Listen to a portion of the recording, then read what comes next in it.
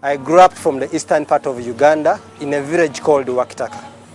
As I was growing up, every day I witnessed people in poverty, people suffering because they didn't have enough to eat, children not being able to go to school, and people dying because of disease. And it used to disturb me, but I didn't have anything to do because I didn't have a solution. I was fortunate enough to have been able to travel to America, where I received my education. And on my way back, I was asked by one of the government officials. So he asked me how I was going to use my education to benefit the people of Uganda. And we came up with a plan with the aim of economically, spiritually, and emotionally developing the lives and the quality of the people, using a model of one village at a time. Right now, we've been working in the village of Bulike. We found that the community was very discouraged because of what they were passing through. There was lack of water, sick, without medical care. They wanted to worship God, but they didn't have anywhere to worship God from. The only thing that existed was that they were going to one of the elders' house and they would not fit. We established a Bible study group and it kept growing and growing, and there was a need for people to get baptized in that village, together with a seminar in the Easter season. We also were able to shift from the house and build a temporary structure where they worship from right now, because the number had grown. On our first trip to Bulike, we watched as people walked miles and miles to get access to water. And even then, they'd have to queue up for even hours to get that access to water. And we were able to put 2 wells for the community.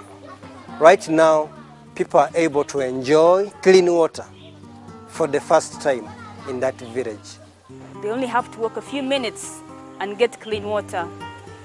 We were able also to work and build mobile clinics. These clinics run 3 times a week with 1 medical assistant and 2 nurses. They give them drugs, treat their illness, and they are free clinics. We have been also been able to distribute some Bibles, and we also distributed mosquito nets. And we gave these mosquito nets to pregnant women and children. We have been able to send 10 students to school, and our plans are to establish a nursery school where young children can access education, because currently they haven't been able to because of the distance. Also, many of them can't afford to pay for their education.